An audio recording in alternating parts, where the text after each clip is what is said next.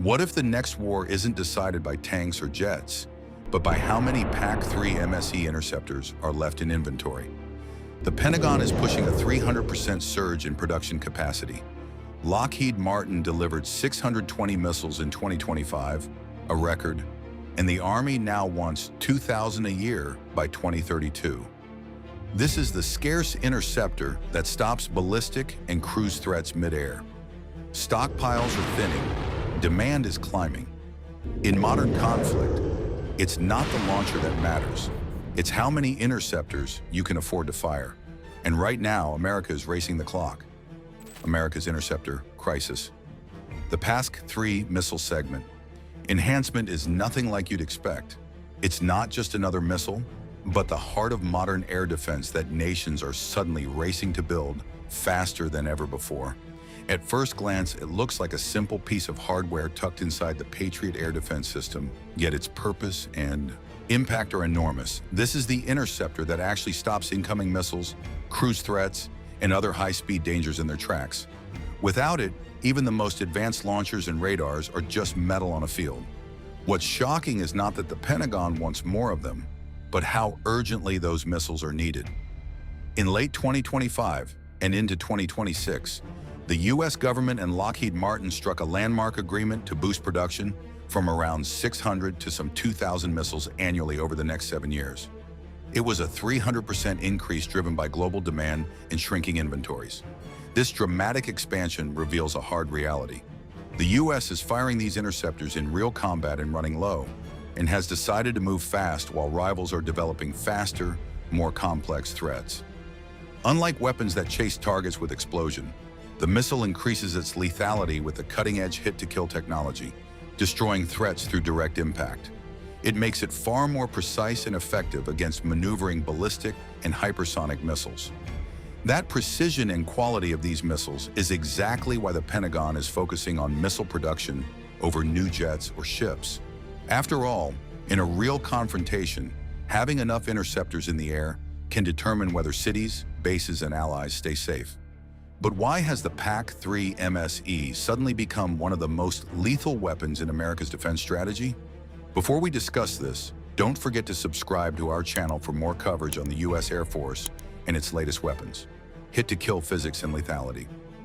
The science behind PAC-3 MSE's hit-to-kill physics sounds almost like something from a sci-fi movie, but it's real. This is what makes this interceptor shockingly powerful and different from older air defense missiles. At its core, hit-to-kill means exactly what it says. The missile doesn't rely on an explosive detonation to destroy a threat. It destroys incoming targets by slamming into them at extremely high speed, transforming so much energy in the collision that the target is obliterated by the force alone. This is different from the blast fragmentation missiles which try to detonate near a threat and rely on a cloud of shrapnel to cause damage. This is a strategy that is less reliable against fast maneuvering or hardened targets. In a hit-to-kill intercept, kinetic energy is the weapon. When the missile collides with a ballistic missile or similar threat, the massive relative velocity at impact creates a force that's far greater than what the traditional explosive warheads can achieve on their own. The result? A precision strike that literally smashes the incoming threat apart, rather than surrounding it with blast effect. This high-energy impact dramatically increases the probability of a successful intercept, especially when facing complex, high-speed threats like tactical ballistic missiles or advanced cruise missiles. The missile builds on decades of hit-to-kill experience and adds enhanced lethality through superior engineering. Together, these innovations improve the lethality of the missile. In the realm of air and missile defense, that's game-changing. The hit-to-kill lethality of the PAC-3 MSE is quite astonishing, channeling sheer energy into a collision that shatters ballistic and cruise missiles alike. The dramatic effectiveness of that approach has been proven by rising combat use and record production ramp-ups as the U.S. military scrambles to keep stockpiles from running dry. But the question now is, how did we ever get here? And what does the history of PAC-3 procurement tell us about the urgent demand for these interceptors today? Combat use and historical procurement.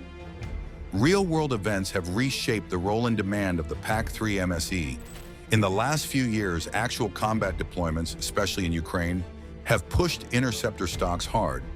This reveals how quickly these missiles are fired when a nation is defending cities and critical infrastructure from sustained ballistic and cruise missile strikes. This has revealed the gap between what they expected to use in peacetime planning and what modern warfare actually consumes. Now, interceptors are flying off launchers faster than factories can replenish them, straining the global supplies. Analysts have noticed that the production levels used to hover around a few hundred missiles per year, about 200 to 300 annually, and this is far too few when modern engagements demand dozens per engagement.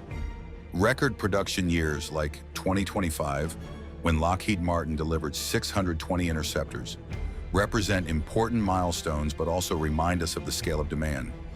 Even with that 60% increase in output compared with earlier years, it's still not enough to keep pace with consumption on multiple fronts.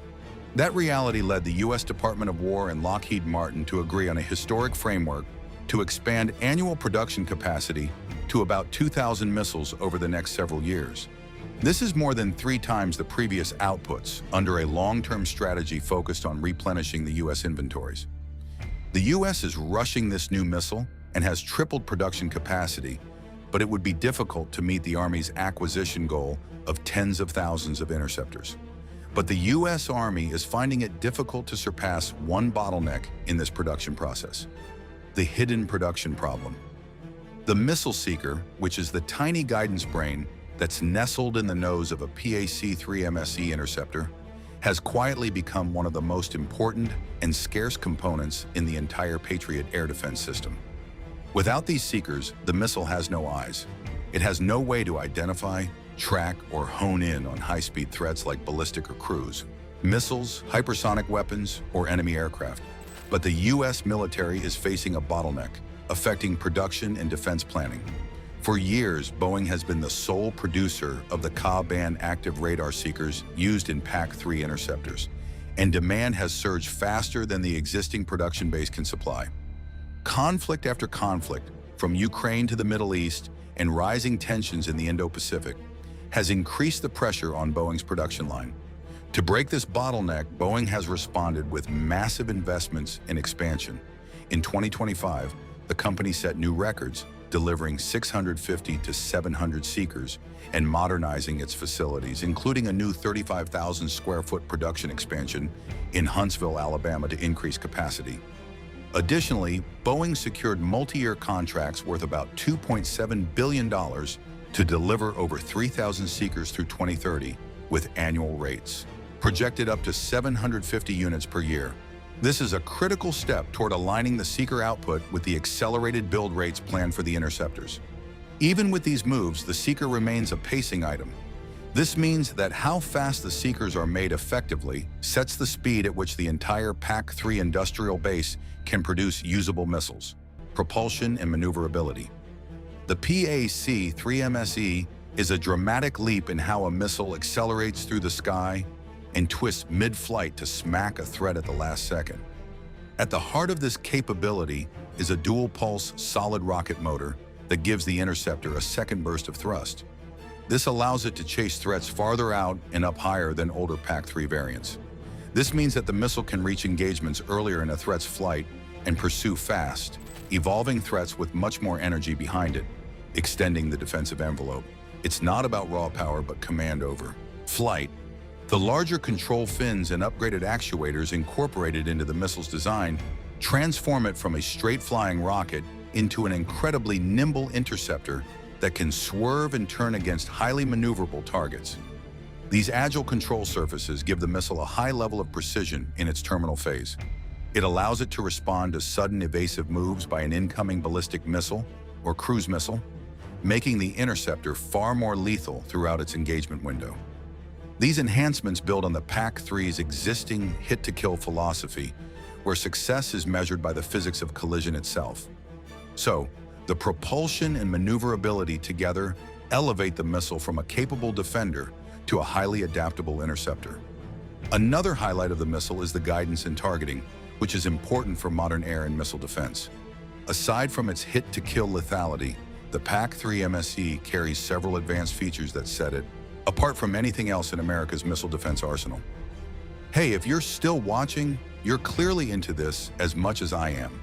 Do me a favor, hit that like button, subscribe, and drop a comment telling me what you think really gives this missile its unique edge in flight. Guidance and targeting.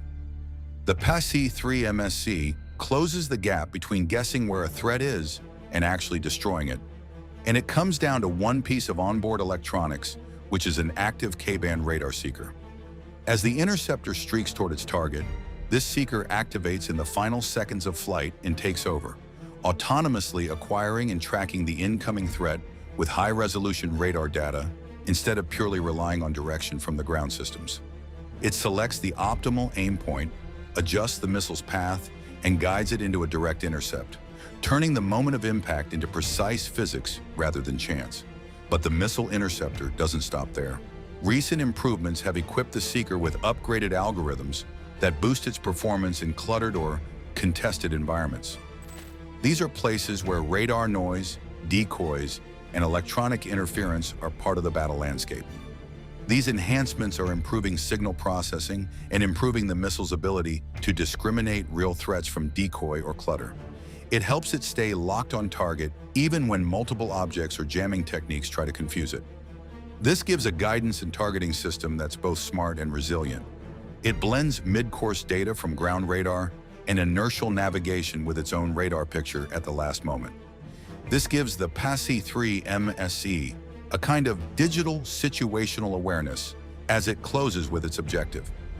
The remarkable guidance of the PAC-3 MSE unlocks its full potential in the most chaotic battle spaces, enabling engagements against high-speed, maneuvering threats at extended ranges. So if this seeker is the eye and instinct of the missile, what does it actually allow the missile to do in combat? How does it impact its real-world engagement capabilities against everything from ballistic missiles to cruise threats? Real combat capabilities. The PAC-3 MSE is designed to reach farther and strike harder across the full spectrum of aerial threats. Thanks to its extended range and altitude envelope, the missile can engage adversaries much earlier in their flight paths and at higher elevations than earlier PAC-3 variants. This creates a deeper layer of defense that can increase the chances of successful intercepts before threats descend toward their targets. This expanded reach gives defense planners more time and space to counter attacks, turning what might once have been a last-ditch engagement into a calculated defensive action. But range is only part of the story. What truly sets the missile apart is its multi-threat engagement capability. It's engineered to confront a breathtaking variety of dangers, from tactical ballistic missiles arching through the upper atmosphere to low-flying cruise missiles skipping the horizon, agile aircraft, and even advanced and maneuvering threats that challenge traditional defenses. Unlike older interceptors that were optimized for a narrower set of targets, the missile's design integrates powerful propulsion, agile maneuverability, and an active onboard seeker to track and home in on multiple threat types within the same defensive framework. In tests and operational evaluations, these interceptors have demonstrated this flexibility by successfully engaging diverse airborne threats, and recent flight trials have even validated advanced 360-degree engagement capability when paired with modern radar systems like the LTA-MDS, helping defenders counter threats from any direction. Apart from its combat capabilities, this missile also has a feature that previous generations could only imagine: deployment and logistics. The PAC-3 MSE's compact canister design means it can be stacked efficiently in Patriot launcher systems, allowing as many as 12 individual missiles on a single launcher or mixed payloads of the MSE and other interceptors. It dramatically increases the volume of fire and flexibility available to commanders in the field. This modular packaging simplifies the loading and storage, and also makes the reloading and transport much easier during sustained operations. This is an advantage when defenders must respond quickly and repeatedly to incoming threats. These logistical advantages feed directly into how the missile fits within the broader Patriot air defense architecture. The interceptor is fully integrated with Patriot radars, engaging control stations, and battle management systems that detect threats, calculate engagement solutions, and coordinate launches in real time. A Patriot battery's radar systems provide the early warning and tracking, data that cue the PAC-3 MSE to launch, while the engagement control station directs the interceptor's role in layered defense networks. This allows for seamless cooperation between the sensors and the shooters across allied forces when connected through systems like the Integrated Battle Command System. This integration transforms individual missiles into part of a networked, layered defense, capable of responding to multiple simultaneous threats in contested environments. The PAC-3 missile is a key node in a web of radars, command centers, launchers, and communications that create depth and resilience against any attack. But there's a fact you won't expect. Even though the PAC-3 MSE interceptor is already one of the most advanced air defense missiles ever fielded, it's not just America's missile anymore. Demand from allied forces around the world, from Europe to the Middle East and Asia, has surged so intensely that the US and Lockheed Martin struck a historic deal. So if this missile was once a specialized tool for US forces, why are so many partner nations clamoring for it? And what does that mean for global defense networks and future conflicts? Global demand surge. The PAC-3 MSE interceptor was once a US tactical asset, but it is now a linchpin of collective air and missile defense worldwide. NATO members across Europe, nations in the Middle East, and partners in the Indo-Pacific all rely on the PAC-3 MSE to protect cities, bases, and critical infrastructure from ballistic, cruise, and other aerial threats. And none of these countries can produce this advanced interceptor themselves. This wide adoption means that interceptor stocks are not just US military inventory, but a shared strategic resource that must be allocated among allies during crises, creating intense competition for a limited supply and driving the Pentagon to rethink how it manages production and distribution. This global dependence means interceptor stocks have become a strategic limiter in deterrence. If stocks run low, air defenses can collapse even when radar, launchers, and command systems remain intact. That reality was underscored by surging demand in Europe following Russia's invasion of Ukraine, and in the Middle East as regional tensions have spiked, stretching global inventories thin and prompting nations to scramble for more interceptors as fast as factories can build them. While the world scrambles to secure enough interceptors, the Pentagon is betting that scaling up the PAC-3 MSE will decide whether future missile barrages are stopped or slipped through. Production is rising, allies are lining up, and the clock is ticking on stockpiles. Do you think the US can truly keep pace with global demand and future threats? Let us know your thoughts in the comments. And if you found this breakdown valuable, hit that subscribe button. We've got more in-depth coverage of US military weapons coming your way.